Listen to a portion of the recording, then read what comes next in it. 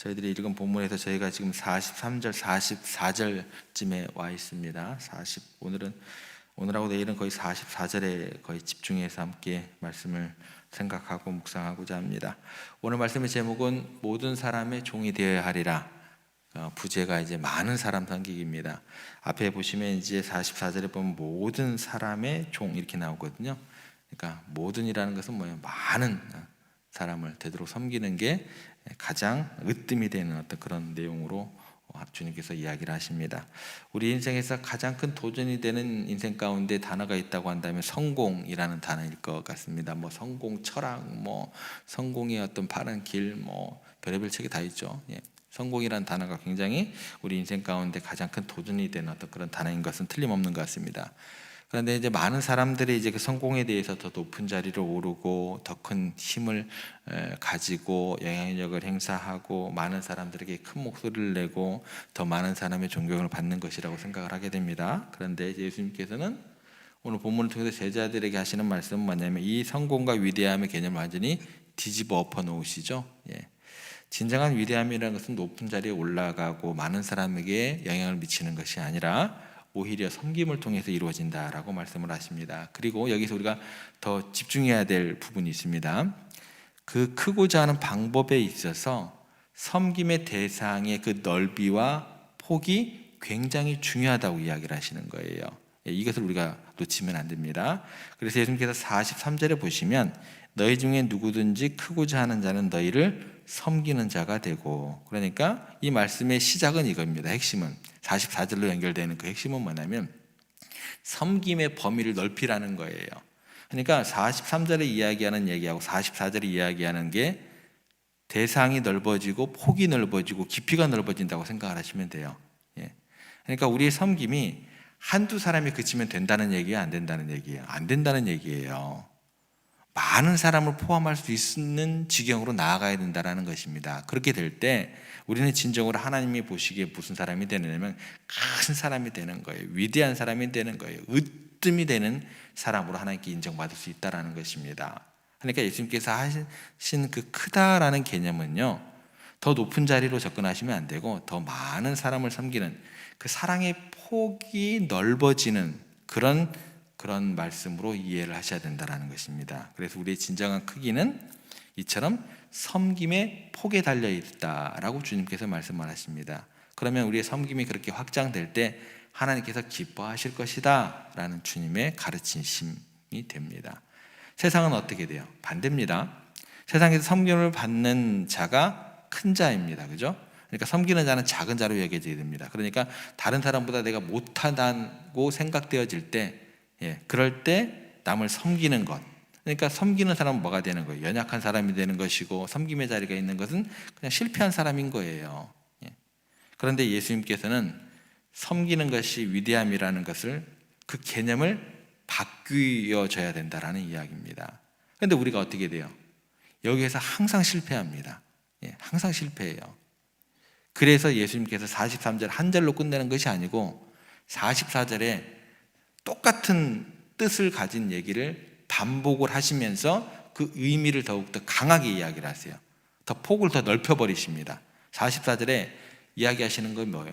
절대 실패하면 안 된다는 거예요. 제자로 부름받았다고 한다면 여기서 실패하면 하나님 나라는 그냥 끝장난다라는 거예요. 실패하지 마라. 강조하시기 위해서 다시 한번 똑같은 의미를 가진 것을 반복해서 다른 문구들을 집어넣어서 다르게 반복을 하십니다. 44절에 뭐라고 되어 있어요? 누구든지 으뜸이 되고자 하는 자는, 원래는 뭐였어요? 크고자 하는 자는, 으뜸이 되려고 하면 그 다음에 뭐라고 해야 돼요? 모든 사람의 종이 되어야 해라. 원래는 뭐였는데요? 너희만 섬겨, 그냥 그렇게 얘기하다 그게 되면 뭐예요? 모든 사람을 섬겨야 하느니라. 똑같은 의미인데 굉장히 더 강하게 이야기를 하세요. 그러니까 예수님께서 이렇게 반복하신 것은 뭐예요? 이 말씀이 너무나 중요하다는 거예요. 하나님 보시기에 섬김이라는 것이 얼마나 중요한 가치를 지니는지를 강조를 하시기 위함이다라는 겁니다. 43절, 44절을 그냥 허투루 읽으시면 안 돼요. 그 안에 담겨있는 주님께서 왜 이렇게 강하게 이야기를 하시는지 그 느낌을 받으셔야 돼요. 그러니까 평범한 사람에서 큰 사람이 되고, 큰 사람 중에서 또 어떤 사람이 되고 으뜸이 되고자 하는 그 방법이 뭐냐? 섬김의 대상이 점점 넓어져야 된다는 거예요. 야, 너희들 예루살렘만 있을래? 안 된다라는 거예요. 예루살렘과 사마리아와 그 다음에 뭐예요? 땅끝까지예요. 예. 야, 뭐 예루살렘만 그렇게 있으면서 그렇게 너희들끼리 죽고 하냐? 땅끝까지. 교회는 뭐예요? 성전의 개념은요, 구약에서 보면 계속 넓어져요. 신약에서는 어떻게 돼요? 아예 성막까지 찢어져 버려요. 여러분 착각하시면 안 돼요. 구약에서 처음 성전의 개념은 조그만합니다. 뭐 이만해요. 우리 교회만 하다고 치면 갈수록 어떻게 돼요? 포로 전, 포로 후, 뭐 솔로몬 성전, 포로 후기 막 그러면서 어떻게 돼요? 에스겔 환상 가운데 나왔던 성전들은 어떻게 돼요? 말도 아니게 커집니다. 그리고 난 다음에 예수님께서 십자가에 돌아가시자 어떻게 돼요? 휘장까지 찢어져요. 휘장까지 찢어. 무슨 얘기야? 온 땅. 그게 모든 것이 뭐 예배의 장소고 그게 성전이라는 거예요. 그런 개념들을 정확하게 알고 계셔야 됩니다. 우리의 섬김의 대상이 절반 넓어져야 된다는 것입니다. 그래서 어떻게 돼요? 처음에는 뭐 가장 작은 공동체, 가정이겠죠. 그죠? 가정에서 가까운 사람들을 섬기면서 시작할 수 있겠지만 시간이 지남에 따라서 우리의 섬김이 공동체, 교회를 뛰어넘어서 사회로 그리고 세상으로 확장될 때 비로소 하나님 보시기에 큰 교회가 될 것이고 큰 믿음의 군사가 될 것이고 으뜸이 되고자 하는 그런 모습으로 나타나게 된다는 것입니다. 현대 리더십의 대가들도 섬김의 중요성에 대해서 이야기를 합니다. 로버트 그린리프, 피터 블락, 스티븐 코비, 여기서 들어본 사람 있으세요? 이름이요? 없죠? 중요하지 않아요. 근데 그 사람이 했던 얘기가 중요해요. 이 사람들이 하는 얘기가 뭐예요? 예수님의 이 말씀을 똑같이 이 사람들이 하는 거예요. 뭐예요? 리더십의 사상가들이 하는 얘기면 섬김이는 리더십이 진정한 리더십의 본질이라는 얘기예요. 누구 얘기예요? 예수님 얘기예요. 이 사람들이 했던 얘기는 중요치 않습니다. 예수님이 했던 얘기의 그 가치를 다시 이 사람들의 입으로 또 책으로 증거하고 있다라는 그것밖에 의미가 없다라는 것입니다.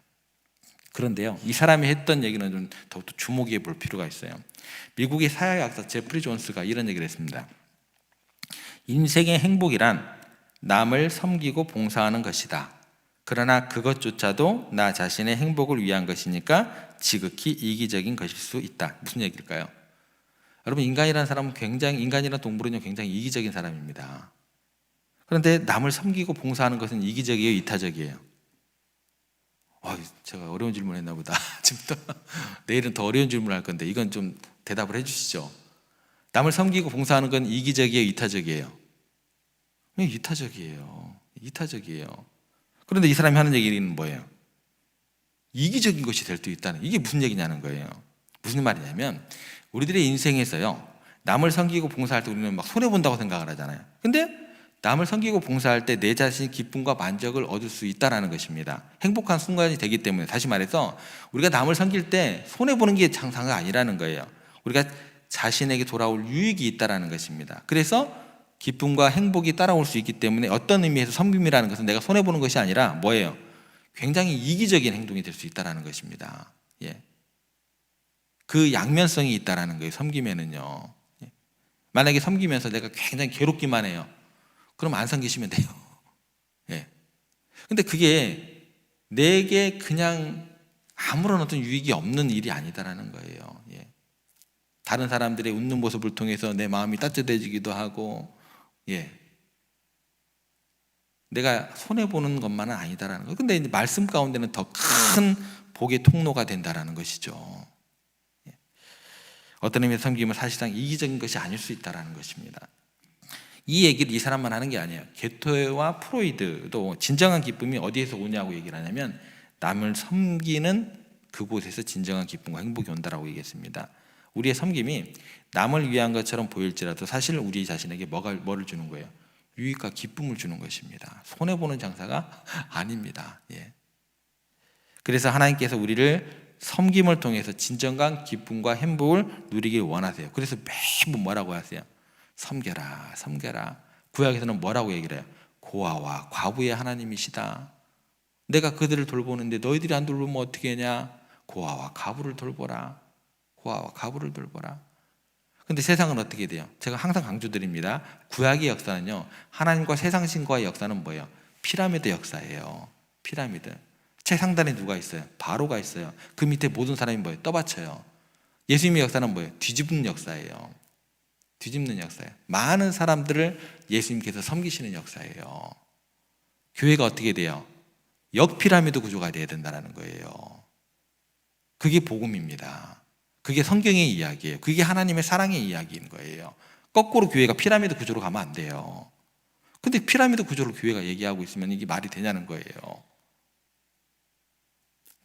하나님께서 우리의 섬김을 통해서 진정한 기쁨과 행복을 누리기를 원하신다는 것입니다. 그게 우리를 더욱더 성장하게 하고 성숙하게 하고, 그게 뭐예요? 하나님께서 주신 예비하신 축복의 길이다라는 것입니다. 그런데 이게 오늘날 과학으로도 입증이 됩니다. 섬김이 인간에게 굉장히 긍정적인 영향을 끼친다라는 것이죠. 연구에 따르면 사람들이 다른 사람을 돕고 섬길 때 마음에 긍정적인 변화가 생기게 되고 큰 만족감을 느낀다라는 것입니다. 발견된 거죠.